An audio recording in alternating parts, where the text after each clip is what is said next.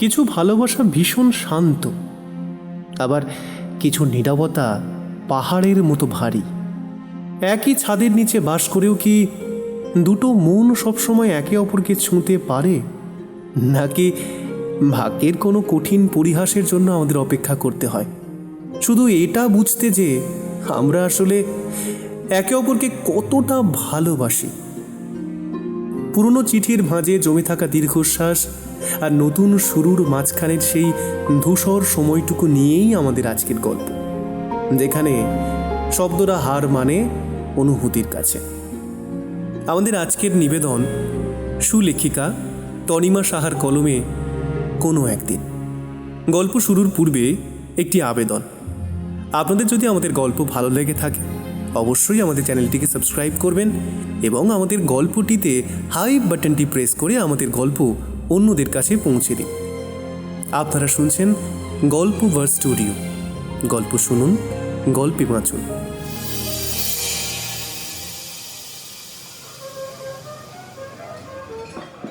বিয়ের বাড়িতে হট্টগোলের শেষ নেই। পৃথিবীর চারিদিকে ছড়িয়ে ছিটিয়ে থাকা আত্মীয় পরিজনের সবাই এসে একজোট হওয়া, বছরের পর বছর ধরে জমিয়ে রাখা কথা এক নাগাড়ে কলকল করে বলা, ডেকোরেশনের লোকেদের চিল্লাহাল্লি, ওদিকে আবার বিশাল জায়গা জুড়ে রান্নার আয়োজন, সব মিলিয়ে একটা জমজমাট জমায়েত। আর হবে নাই বা কেন? বাড়ির একমাত্র ছেলেটা যে শেষমেশ বিয়ে করতে রাজি হয়েছে, সেটাই সমরেন্দ্র বাবুর জন্য অনেক।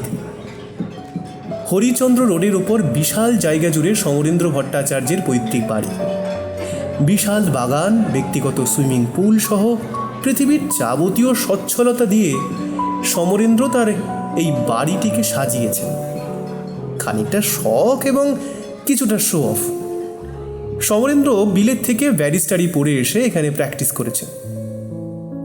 প্রসারও ভালো ছিল। কিছু বছর দাপিয়ে কাজ করে একটা ল ফার্ম খুলে বসলেন, যেখানে ইন্টেলেকচুয়াল অ্যাডভাইসারি থেকে শুরু করে আইনি সহায়তা এবং ক্লায়েন্টের হয়ে কেস লড়া সবটাই করা হয়। কিন্তু তার একমাত্র ছেলে নিনাদ এইসব বৈভব থেকে দূরে থাকতেই ভালোবাসে। তার সমস্ত ভালোবাসা হলো অভিনয়। পর্দায় অভিনয় নয়, কণ্ঠাভিনয় করা। নিনাদ একজন ডাবিং আর্টিস্ট। ড্রিম ফোক নামে একটি প্রোডাকশনের জন্য সে কাজ করে। মাস গড়ালে হয়তো অনেক টাকা পায় না, কিন্তু অনাবিল সুখ পায়। এই নিয়ে অবশ্য বাবা ছেলের মধ্যে একটা চাপা মতভেদ চলতই, তবে ছেলের মুখ চেয়ে সমরেন্দ্রবাবু সবটাই মেনে নিলেন। সেই ছেলে যে এত বছর পর তার পছন্দ করা মেয়েকে বিয়ে করতে রাজি হয়েছে, এটাই সমরেন্দ্রবাবুর জন্য অনেক।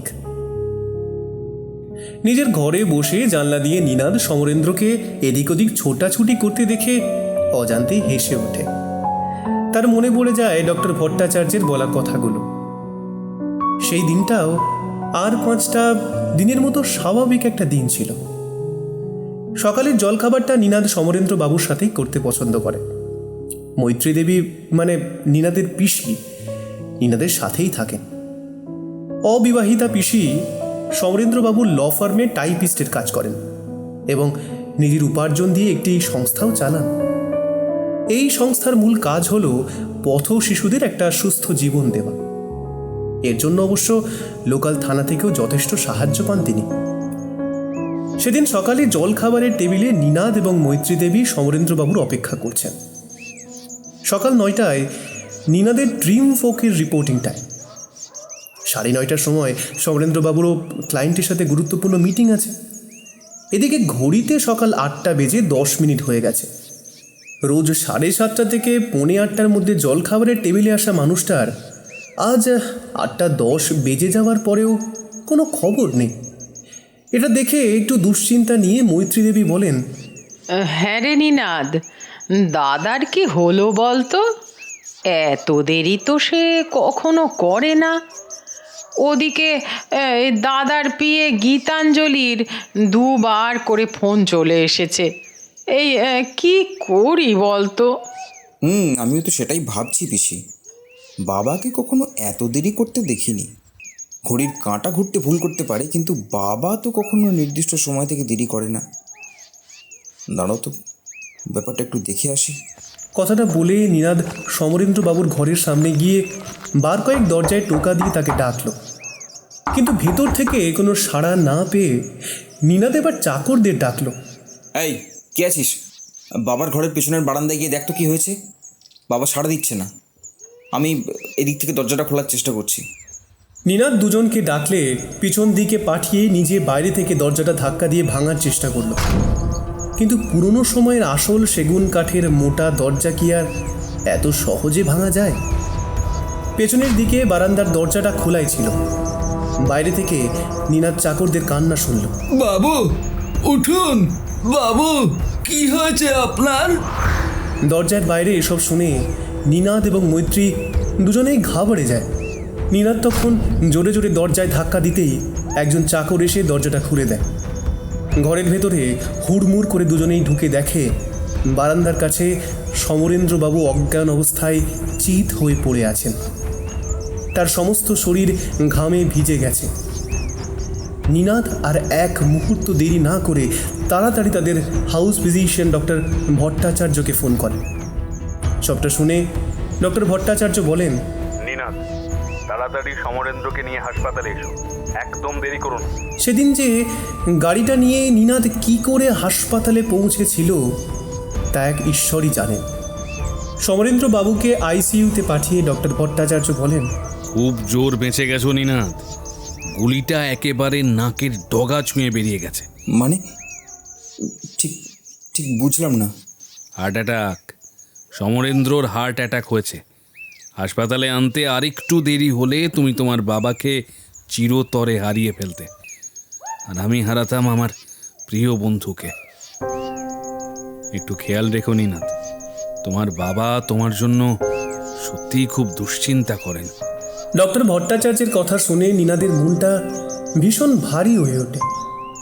সত্যিই তো, বোঝদার হওয়ার পর থেকে তো একটা কাজও সে তার বাবার মন মতো করেনি, বরং সমরেন্দ্র বাবুই তার মন মতো সব কিছু করে গেছেন। দুদিন পর সমরেন্দ্র বাবুকে কেবিনে দেওয়া হলো।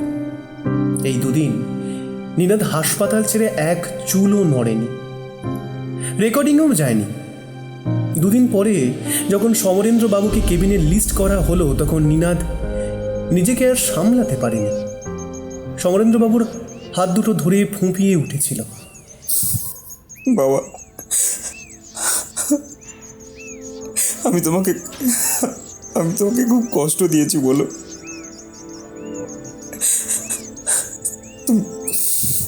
তুমি বলো, তুমি যা শাস্তি দেবে আমি মাথা পেতে নেব। শুধু তুমি একটিবার সুস্থ হয়ে বাড়ি ফিরে চলো, প্লিজ বাবা। আরে পাগল ছেলে, এমন কাঁদছিস যেন আমি মরে গেছি। দেখ দেখ দেখ, আমি দিব্যি সুস্থ। আরে কিছু হয়নি রে আমার। ও পাগল কোথাকার। বাবা, আবার আজে বাজে কথা মুখে আনছো, ভালো হবে না বলে দিলাম কিন্তু। বেশ বেশ বেশ, আমি আরো কথা বলবো না। নিজের ঘরে বসে নিনাদ এসব অতীতের কথাই ভাবছিল। এমন সময় মৈত্রী দেবী নিনাদের ঘরে ঢুকলেন। কি ভাবছিস রে নিনাদ? আজ তোর বিয়ে, অথচ এই তোর মুখটা এত উদাসী কেন রে? আচ্ছা, এই ঠিক করে বল তো, তোর মনে কি অন্য কেউ ছিল? না না না বেশি এমন কোনো কথা নয়। আসলে হঠাৎ করে বিয়ের মতো এমন গুরুগম্ভীর বিষয় কেমন যেন লাগছে। মনে হচ্ছে আমি যেন ঠিক তৈরি নই। যদি মেয়েটাকে সুখ দিতে না পারি তাহলে। সেটা তুই এত আগে থেকে কিভাবে বলতে পারিস? তুই তো আহিরির সাথে একবারও দেখা করিসনি, কথাও বলিসনি। দেখা না করলে, কথা না বললে এই মেয়েটাকে চিনবি কি করে বলতো? আচ্ছা পিসি, একটা কথা বলো তো, তুমি কেন বিয়ে করোনি? প্রয়োজন মনে করিনি, তাই করিনি। এই নে চল তো, চল। এবার কিন্তু সত্যি দেরি হয়ে যাচ্ছে। বেশ আনন্দ উৎসবের মধ্যে নিনাদ আহেরির বিয়ে হয়। সবাই বরকনেকে দেখে দুহাত তুলে আশীর্বাদ করল। সমরেন্দ্রবাবুও খুব খুশি। এতদিন পর তার স্বপ্নটা সফল হচ্ছে। ছেলেকে সংসারী করতে পেরেছেন তিনি। বিয়ের সবকিছু মিটিয়ে সমরেন্দ্রবাবু নিনাদ এবং আহেরিদের বাসর রাত কাটিয়ে নিয়ে বাড়ি রওনা দিলেন। দুপুরে ভাত কাপড়ের অনুষ্ঠান সেরে রাতে রিসেপশন মিটিয়ে যখন আহেরি ঘরে ঢুকল, তখন তার মাথা যন্ত্রণায় ছিঁড়ে যাচ্ছে। ঘরে ঢুকে এসে চুপচাপ এক জায়গায় ঝিম মেরে বসে রইল। এটা নিনাদের ঘর, খুব সুন্দর করে গোছানো। একটা টেবিল চেয়ার রাখা আছে বিছানার এক পাশে দেওয়াল ঘেঁষে। সেখানে কিছু বইপত্র, কলম, ডায়েরি রাখা। ঘর লাগাও একটা বারান্দা আছে যেটা আপাতত বন্ধ। কাছে একটি চেয়ারে আহেরি বসে পড়ল। নিনাদ এখনো ঘরে ঢোকেনি। তার অনুপস্থিতিতে তার ঘরকে ব্যবহার করতে আহেরির কেমন বাঁধো বাঁধো ঠেকল। চেয়ারে বসে টেবিলে দু হাতের কনুই রেখে কপালে হাত দিয়ে আহেরি ঝিম মেরে বসেছিল। নিনাদ যে কখন ঘরে ঢুকেছে তা সে টেরই পায়নি। নিনাদ ঘরে ঢুকে দেখে আহেরি চুপ করে বসে আছে। মনে মনে সে বলে, এ কি, আহেরি এমন চুপচাপ বসে আছে কেন? শরীর খারাপ করছে নাকি? তখন তো খেতে বসেও তেমন কিছু খেলো না। নিনাদ পায়ে পায়ে আহেরির দিকে এগিয়ে যায়। খুব ধীর মোলায়েম কণ্ঠে সে বলে, আহেরি, শুনছো? আহেরি নিনাদের কণ্ঠ শুনে একটু হতচকিত হয়ে উঠলেও নিজেকে সামলে নিয়ে নিনাদের মুখের দিকে তাকায়। নিনাদ আহেরির যন্ত্রণাকাতর মুখটা দেখে বেশ চিন্তিত স্বরে বলে, তোমার কি শরীর খারাপ লাগছে আহেরি? আসলে মাথাটা খুব ব্যথা করছে। তাহলে এতক্ষণ ধরে এসব ভারী পোশাক পাল্টে ফ্রেশ হওনি কেন?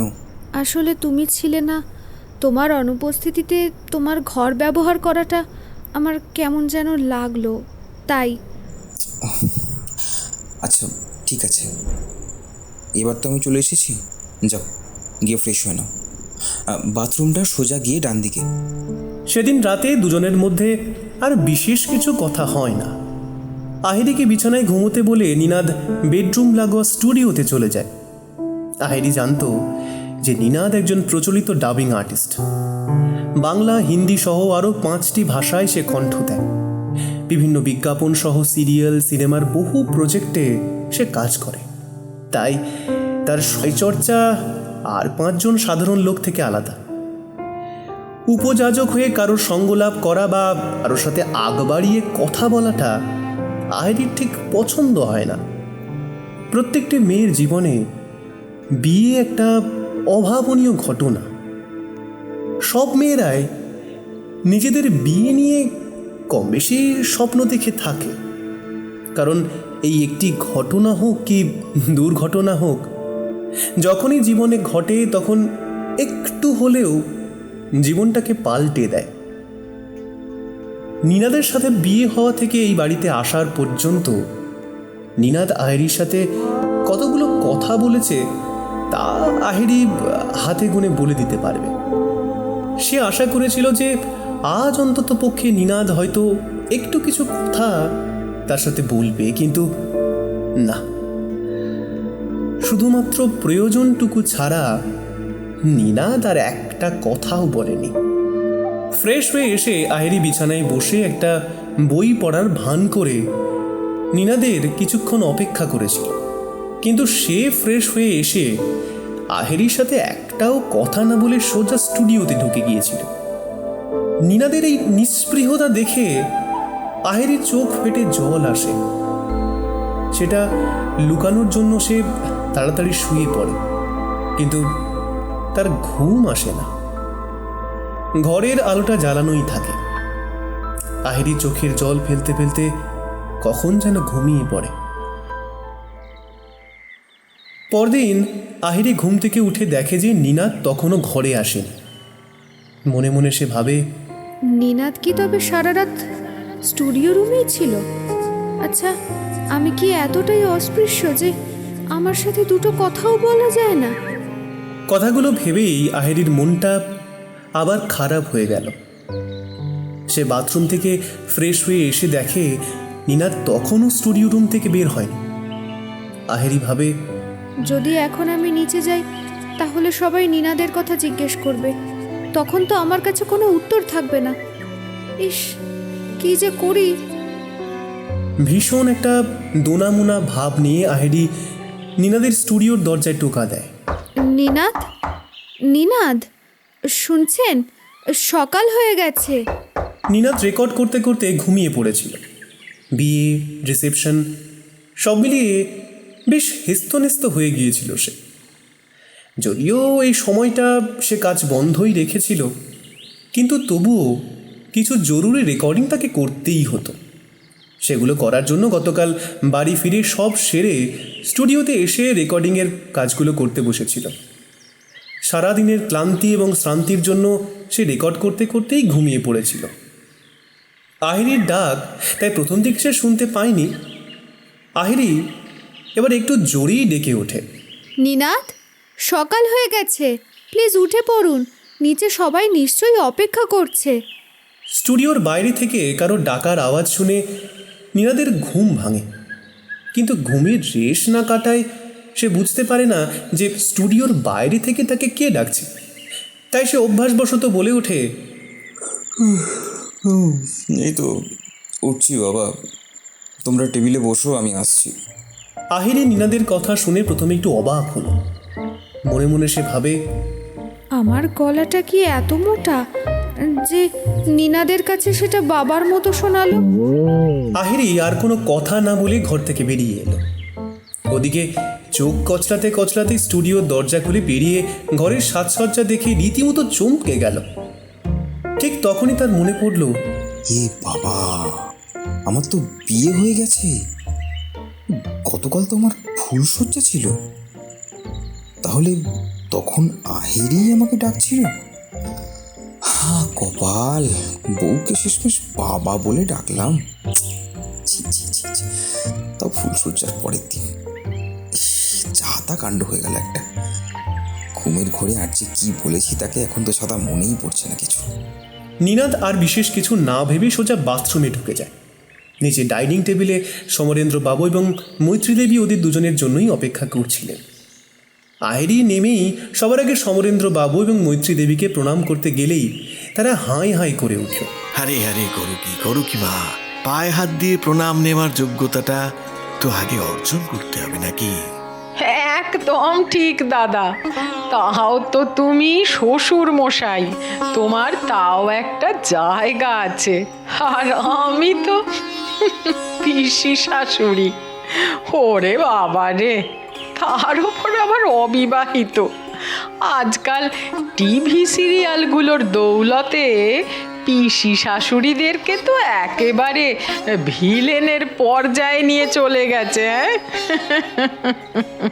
চেয়ার টেনে বসতে বসতে কথাটা শুনে আহেরি হেসে ওঠে। আচ্ছা মা, নতুন জায়গা তো, ঘুম ঠিকঠাক হয়েছে?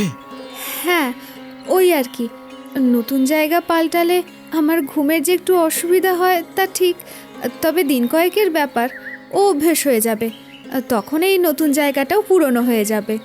বাহ বাহ, এই তো চাই। আমার বন্ধুটি তোমাকে যথার্থ উপায়ে বড় করেছে। কথাটা শুনে আহেরি সামান্য হাসল, কিন্তু তার হাসির আড়ালে চেপে রাখা কষ্টের রেশটা যেন ঠিক টের পেয়ে গেলেন। তবে সেটা নিয়ে কিছু না বলে তিনি বললেন, তা তিনি কি ঘুম থেকে উঠেছেন নাকি এখনো নিদ্রা দেবীর কোলেই আছেন? মৈত্রী দেবীর কথায় আহেরি হেসে ওঠে। খানিক আগের তার মুখের মলিন ভাবটা এখন কিছুটা হলেও স্তিমিত হয়েছে। আহেরি হাসলে তার মুখাবয়বটা বড় মায়াময় হয়ে ওঠে।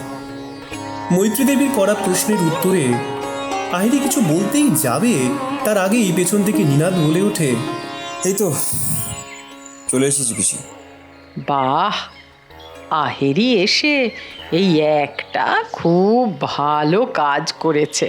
নইলে নিনাদকে ঘুম থেকে ওঠানো আর স্বয়ং কুম্ভকর্ণকে ঘুম থেকে ওঠানো একেবারে সমান। এই কথায় নিনাদবাদের সবাই হেসে ওঠে। আহিরিও মুচকি মুচকি হাসে। মুখটা গোমড়া করে নিনাদ চেয়ার টেনে আহিরির পাশেই বসে পড়ে। নিনাদ এই প্রথম আহিরিকে ভালো করে দেখে। মেয়েটার মুখে একটা অদ্ভুত লাবণ্য আছে, আর হেসে উঠলে তার চোখ দুটো ভীষণ উজ্জ্বল হয়ে ওঠে, যেন এই হাসিটাই মেয়েটার সবচেয়ে সুন্দর একটা অলংকার। কোথায় যেন নিনাদ শুনেছিল যে মানুষের হাসিটাই হলো তার জীবনের সবচেয়ে দামি এবং অমূল্য। সেই কথাটার সত্যতাই যেন নিনাদ আজ চোখের সামনে দেখতে পাচ্ছে। টেবিলে খেতে বসে টুকটাক কথাবার্তা হতে লাগলো। এমন সময় সমরেন্দ্র বললেন, আহিরি, আমি যখন এই শহরে এসেছিলাম তখন আমার কাছে কিছুই ছিল না। দেশের বাড়িতে সম্পত্তির অভাব ছিল না, কিন্তু সেখানে থাকার মতো পরিস্থিতি ছিল না। বাবাও মারা গিয়েছিলেন। মায়ের বয়স যেমন না হলেও একটু অসুস্থ থাকতেন।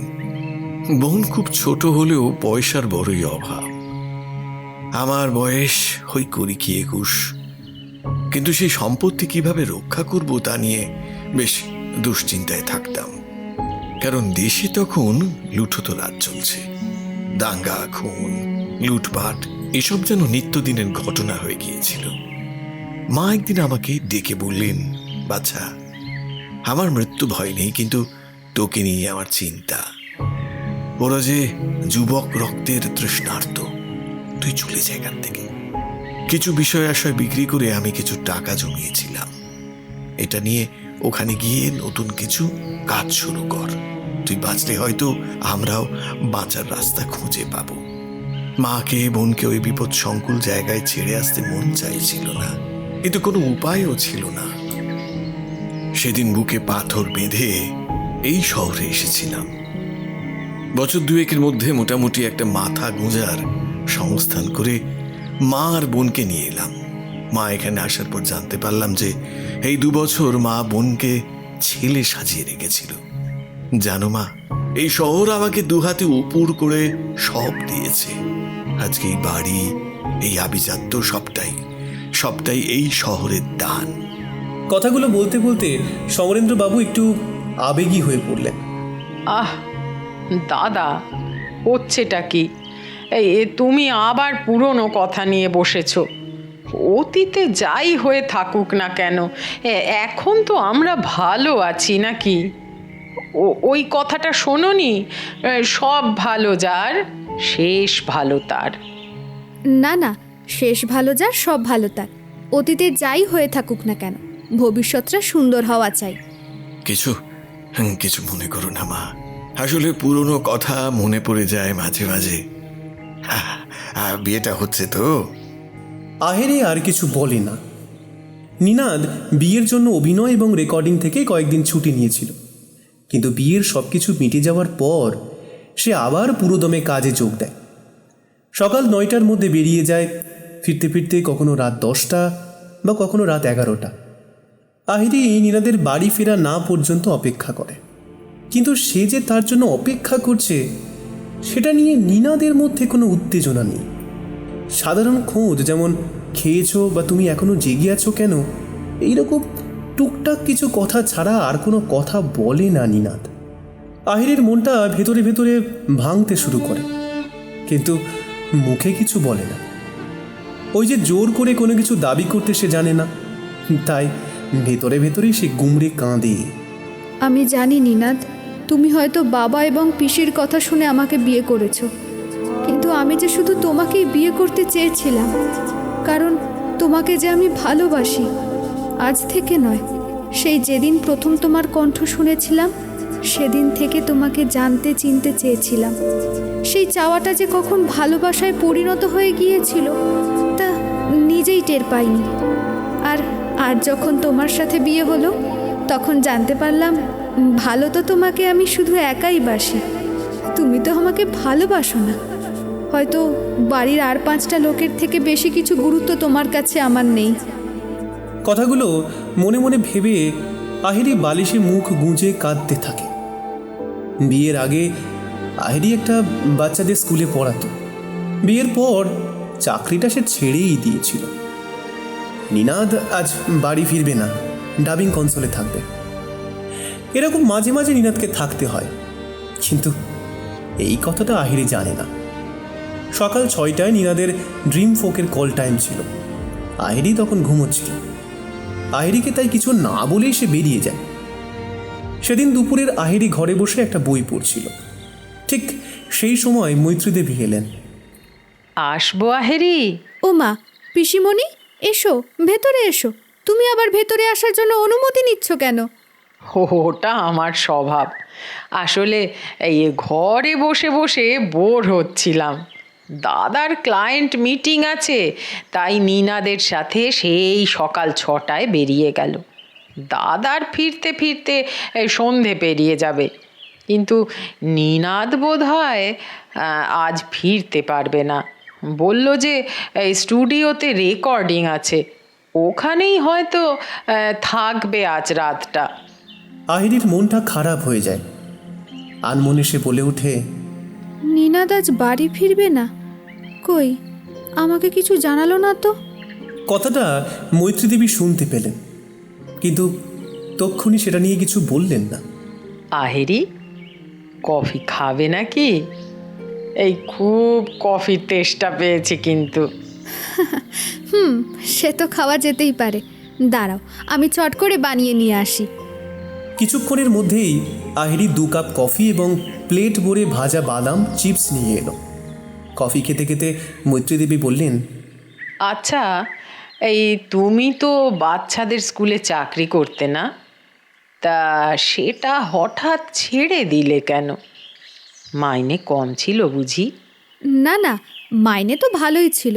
আসলে আমি ওটা সময় কাটানোর জন্য করছিলাম। বছর 3-এর একটা অভিজ্ঞতাও হয়ে গিয়েছিল। বিয়ের পর ভাবলাম নতুন জীবন, নতুন লোকজন, হয়তো মানাতে গোছাতে গিয়ে স্কুলে চাকরি করার জন্য সময় পাবো না। কিন্তু এখন তো দেখছি আমার কাছে অঢেল সময়। আহেরি, তোমার এটা কেন মনে হলো যে এই বিয়ে করলে চাকরি করা যাবে না? চাকরিটা যখন পেয়েছিলে তখন তো সেটা নিজের যোগ্যতায় পেয়েছিলে। নিশ্চয়ই অনেক দিন ধরে একটু একটু করে নিজেকে তৈরি করেছো। তারপর একদিন সেই পরিশ্রমের ফলস্বরূপ চাকরিটা পেলে। আর এই বিয়ে করবে বলে সেই পরিশ্রমের ফলটাকে ধুলোয় মিলিয়ে দিলে? না হেরি, না, কাজটা তুমি একেবারেই ঠিক করনি। এই প্রতিটা মেয়ের উচিত নিজেকে আর্থিকভাবে এতটাই স্বাবলম্বী করে গড়ে তোলা যেন কখনো কোনো কিছুর জন্য কারোর কাছে অবনত না হতে হয়। আহিরির মনটা আগেই খারাপ ছিল, মৈত্রীদেবীর কথাগুলো শুনে আরও খারাপ হয়ে গেল। তার চোখ দুটো জলে ভরে ওঠে। সঙ্গে সঙ্গে সে মাথাটা নিচু করে নিল। চোখ থেকে 2 ফোঁটা জল গড়িয়ে পড়ল।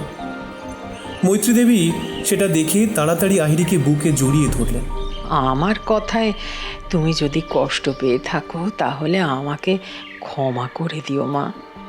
তোমাকে আঘাত দিতে চাইনি আমি। আসলে এতদিন ধরে গ্রাউন্ড লেভেলে মানুষদের সাথে কাজ করতে করতে যা অভিজ্ঞতা হয়েছে সেটাই বললাম আমি। না, আমি কষ্ট পাইনি পিসিমণি। আসলে তুমি এমন সুন্দর করে বোঝালে তো, তাই হঠাৎ মায়ের কথা মনে পড়ে গেল। মৈত্রীদেবী আহিরির মাথায় স্নেহের চুম্বন দিয়ে বললেন, একেবারে পাগলি একটা। নে চুপ কর দেখি, চুপ কর। আর কাঁদে না মা, আর কাঁদে না। নিনাদ নিজের রেকর্ডিং স্টুডিওতে বসে স্ক্রিপ্ট পড়ছিল। আজ রাতে হয়তো বাড়ি ফেরা হবে না। বেশ বড় স্ক্রিপ্ট, একটা সিরিয়ালের ডাবিং করতে হবে। আগামীকাল বিকেলবেলায় সেটা টেলিকাস্ট আছে। সেটা নিয়েই ব্যস্ত ছিল সে। কাজ করতে করতে ক্লান্ত হয়ে ফোনটা ঘাঁটছিল সে। বিয়ের ছবিতেই মোটামুটি তার গ্যালারি ভরে আছে। সেখান থেকে কিছু ছবি সে সিলেক্ট করে আলাদা একটা ফাইল বানিয়েছিল। বলা বাহুল্য, সেগুলো সবকটাই আহেরির ছবি। এইসব ছবি নীনাদের নিজের তোলা। ফাইলটার নাম রেখেছে ক্যান্ডিড ভার্সন অফ আহেরি, এবং যথারীতি এইসব ছবি আহেরির অজান্তেই তোলা। আহেরি এখন মৈত্রী দেবীর সাথে তার এনজিওতে বাচ্চাদের পড়ানোর কাজ করে এবং মৈত্রী দেবীকে এনজিওর বিভিন্ন বিষয়ে সাহায্য করে। একদিন আহেরি দেখে যে মৈত্রী দেবী মনটা খারাপ করে বসে আছে। আহেরি গিয়ে জিজ্ঞেস করে, কি হলো পিসিমণি, তুমি এমন করে বসে আছো কেন? তোমার হাতে ওটা কি? বিগত কিছু মাস ধরে বস্তি থেকে কিছু মহিলা উধাও হয়ে যাচ্ছে। হয় কলতলায় জল ভরতে গেছে, কি কোনো কাজে বাইরে গেছে, কিন্তু বেরিয়ে গিয়ে আর ফেরেনি। সে কি, সেই মহিলাদের পরিবারেরা কোনো পদক্ষেপ নেয়নি? লোকাল থানায় গিয়েছিল, কিন্তু ওখানকার অফিসার ইনচার্জ এই গরিব মানুষদের হাহাকার শুনতে চায় না। এদের থেকে প্রতি কেস ফাইল করার জন্য 5,000 টাকা করে চাইছে। সে কি, এভাবে ঘুষ চাইছে? তুমি কিছু করনি? চেষ্টা করেছিলাম, কিন্তু ওই চত্বরের অফিসার ইনচার্জকে আমি চিনি না। তাও কথা বলতে গিয়েছিলাম, কিন্তু বিশেষ কোনো কাজ হলো না রে মা। ওপরের মহলের দিকে কারোর সাথে কথা বলোনি? আমি ছোট একটা এনজিও চালাই, তাতেই যেটুকু কাজ করি সেখানেও প্রায় এটা ওটা ঝামেলা লেগেই থাকে। এখন এই নতুন সমস্যা, আমি একা মানুষ, কত দিকে দৌড়বো বলতো? আচ্ছা, তুমি চিন্তা করো না, বাবার পরিচিত এক আঙ্কেল আছে, পুলিশ কমিশনার পদে নিযুক্ত আছেন, আমি তার সাথে কথা বলে দেখি। পরদিন আহেরি সেই কমিশনার ভদ্রলোকের সাথে একটা অ্যাপয়েন্টমেন্ট নিয়ে মৈত্রী দেবীকে তার কাছে নিয়ে যায়। পিসিমণি, ইনি হলেন সুমন্ত সরকার। মৈত্রী দেবী কমিশনারের কেবিনে ঢুকেই থমকে গেলেন। সামনে সুসজ্জিত ফাইল ও অন্যান্য কাগজপত্র রাখা টেবিলটার ওপাশে যিনি বসে আছেন, তার চেহারাটা বেশ কয়েক বছর আগে ফেলে আসা একজনের চেহারার সাথে অদ্ভুতভাবে মিলে যায়। দ্রুত উল্টাতে থাকে কিছু স্মৃতির পাতা। মৈত্রী দেবীর চোখটা ভিজে এলো, তাড়াতাড়ি সেটা নিয়ন্ত্রণ করে দেন। সুমন্তবাবুর সাথে যাবতীয় সমস্যার কথা বলে তারা। সুমন্তবাবুও আশ্বাস দেন যে এই বিষয়টাকে নজর দেবেন। তারা সুমন্তবাবুকে বিদায় জানিয়ে ফিরে আসে। রাতে নিজের ঘরে ঢুকে দরজা বন্ধ করে মৈত্রী দেবী ড্রয়ারটা খুলে একটা চিঠি বার করে। বছর 25 আগের একটা চিঠি। চিঠির বক্তব্য সামান্য। মৈত্রেয়ী, অনেক চেষ্টা করলাম, পারলাম না। তোমার দাদার সামনে গিয়ে তোমাকে বিয়ে করতে চাইবো, সেই কথা বলার আর্থিক বা সামাজিক ক্ষমতা আমার নেই, বিশ্বাস করো। কি খাওয়াবো তোমাকে, এনে কোথায় রাখবো তোমাকে? ভেবো না তোমাকে আমি ভালোবাসি না। আমার জীবনে প্রথম এবং শেষ ভালোবাসা তুমিই ছিলে, আর তুমিই থাকবে। কিন্তু শুধু ভালোবাসা দিয়ে তো জীবন চলে না, তাই না? জীবন বড় রূঢ়, কঠিন, প্রতিবার দুর্ভাগ্যের চড় মেরে বাস্তবটা শেখায়। আমি আমার দুর্ভাগ্যের সাথে তোমাকে জড়াতে চাই না, বিশ্বাস করো, জড়াতে চাই না। আমার জন্য তোমার কোনো কষ্ট হোক তা আমি চাই না। তাই হয়তো আমাকে ভুলে যাওয়াই তোমার জন্য শ্রেয়। না, মৈত্রী দেবী ভুলতে পারেনি সুমন্তবাবুকে। যতবার তাকে ভুলতে চেষ্টা করেছেন, ততবার তিনি যেন মৈত্রী দেবীর মনের সবটা জুড়ে আরো জাঁকিয়ে বসেছে। দিন কয়েকের মধ্যেই বস্তির হারিয়ে যাওয়া মহিলার খোঁজ পাওয়া গেল। একটা নতুন দুর্বৃত্তের দল বিভিন্ন বস্তি থেকে মহিলা ভিখারিনীদের অপহরণ করে অন্যত্র বেচে দেওয়ার নোংরা ব্যবসা শুরু করেছিল। লোকাল থানা থেকেও খানিকটা মদত ছিল, তাই দুর্বৃত্তের দলটা বেশি প্রশ্রয় পাচ্ছিল। সুমন্তবাবু বেশ কড়া পদক্ষেপ নিলেন। বস্তির মানুষরা এসে মৈত্রী দেবী এবং আহেরিকে অনেক ধন্যবাদ দিল। একদিন আহেরি আর মৈত্রী দেবী বাড়ি ফিরছিলেন। হঠাৎ উল্টো দিক থেকে ভীষণ জোরে একটা গাড়ি এগিয়ে আসে তাদের দিকে। আহেরি আর মৈত্রী দেবী গল্প করতে করতে আসছিল। হঠাৎ ধেয়ে আসা গাড়িটার দিকে আহেরির দৃষ্টি যায়। সে শুধু পিসিমণি বলে একবার চিৎকার করে উঠে মৈত্রী দেবীকে এক পাশে ঠেলে দিয়ে নিজেও পড়ে আসে, কিন্তু শেষ রক্ষা হয় না। গাড়িটা বেশ জোরে এসে ধাক্কা দেয় আহেরিকে। গুরুতর জখম হয় আহেরি। নিনাদ তখন কাজে ছিল। ঠিক সেই সময় তার কাছে আহিরির অ্যাক্সিডেন্টের খবরটা আসে। হাসপাতালে এসে সে দেখে যে সেখানে আহিরির বাবা, মা, সমরেন্দ্রবাবু, মৈত্রী দেবী এবং আরও একজন ভদ্রলোক আছেন। মৈত্রী কেঁদে যাচ্ছেন। আহিরির বাবা, মা, সমরেন্দ্রবাবুর চোখেও জল। সেই ভদ্রলোক সকলকে সামলাচ্ছেন, বিশেষ করে মৈত্রী দেবীকে। নিনাদ পায়ে পায়ে এগিয়ে যায় কেবিনের দিকে। আপাতত আহিরিকে আইসিইউতে রাখা হয়েছে। বিপদ নেই কিছু, কিন্তু তবুও 2 দিন অবজারভেশনে রাখা হবে। আহিরির যন্ত্রণা বিহবল মুখটা দেখে নিনাদের চোখ ফেটে জল আসে। নিনাদকে কাঁদতে দেখে মৈত্রী দেবী তার কাছে আসেন। আহিরির এই দুর্দশার জন্য আমি দায়ী নিনাদ। ওকে যদি সেদিন রেডের সময় আমার সাথে না রাখতাম, তাহলে মেয়েটার আজ এই দশা হতো না রে, হতো না। নিজেকে দোষ দিও না মৈত্রী, এটা একটা দুর্ঘটনা, আর দুর্ঘটনা তো মানুষের মুখ থেকে হয় না, তাই না? ঈশ্বরের আশীর্বাদে আমাদের আহিরিমা ঠিক আছে, খুব তাড়াতাড়ি সে সুস্থ হয়ে উঠবে। দেখো। নিনাদ কিছু বলার মতো অবস্থায় ছিল না। তার যেন বুকের ভেতরটা ফেটে যাচ্ছে। আহিরিকে সে ভালোবাসে। কবে কখন যে আহিরিকে ভালোবেসে সে ফেলেছে সেটা সে নিজেও জানে না। কিন্তু নিজের ভালোবাসার মানুষটাকে এমন যন্ত্রণার মধ্যে দেখে নিনাদ যেন ভেতরে ভেতরে ছটফট করতে থাকে। হঠাৎ এমন সময় একজন সিস্টার এসে বলেন, পেশেন্টের জ্ঞান ফিরেছে, কেউ একজন তার সাথে দেখা করতে যেতে পারবেন, কিন্তু শুধু 5 মিনিটের জন্য। নিনাদ, যা, আহিরি মাকে দেখে আয়। নিনাদ কেবিনের ভেতরে ঢুকতেই সমরেন্দ্র সুমন্তকে বলেন, সুমন্ত, একবার ওদিকে এসো তো, তোমার সাথে আমার কিছু কথা আছে। নিনাদ ধীর পায়ে আহিরির পাশে গিয়ে দাঁড়ালো। একটু ঝুঁকে বসে নিনাদ আহিরির একটা হাত নিজের 2 হাতের মধ্যে নিয়ে খুব মোলায়েম স্বরে ডেকে ওঠে, আহিরি। আহিরি চোখ বুজেছিল। নিনাদের ডাক শুনতে পেয়ে চোখটা খোলে। নিনাদ বলে, খুব কষ্ট হচ্ছে তোমার, তাই না? আহিরি কিছু বলে না, শুধু তার চোখ থেকে জল গড়িয়ে পড়ে। নিনাদ, বলো, আমি শুনছি। আমাকে বোধহয় ভালোবাসা যায় না, তাই না নিনাদ? কিন্তু জানো, আমি যে শুধু তোমাকেই ভালোবাসি। আজকে মৃত্যুকে সামনে দেখে শুধু একটাই কথা মনে হয়েছিল, যে আর বোধহয় তোমাকে কখনো দেখতে পাবো না। নিনাদ ঝুঁকে আহিরির কপালে একটা চুমু খেয়ে বলে, কে বলেছে যে তোমাকে আমি ভালোবাসি না? তোমাকে যে আমি কতটা ভালোবাসি তা তোমাকে হারিয়ে ফেলার ভয়ে জানতে পেরেছি। তুমি তাড়াতাড়ি সুস্থ হয়ে বাড়ি ফিরে চলো।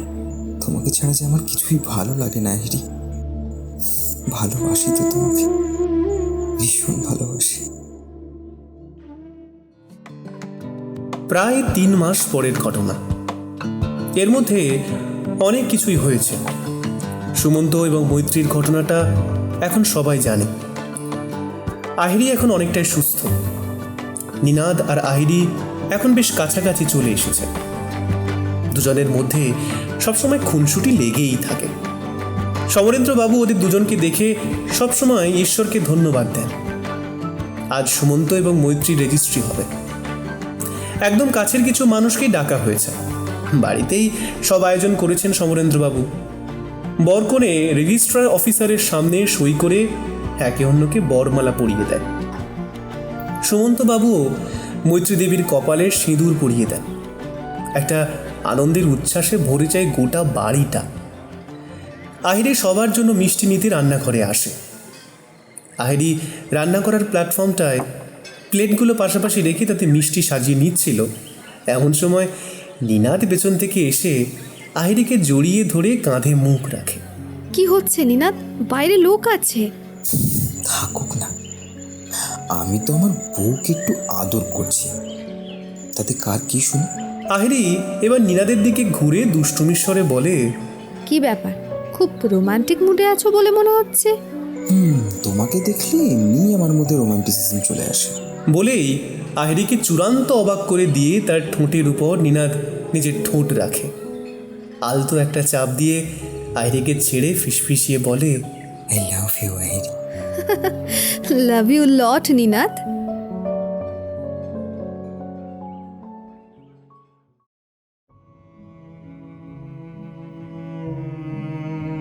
জানেন তো, কিছু ভালোবাসা পূর্ণতা পেতে হয়তো অনেকগুলো বসন্ত পেরিয়ে যায়।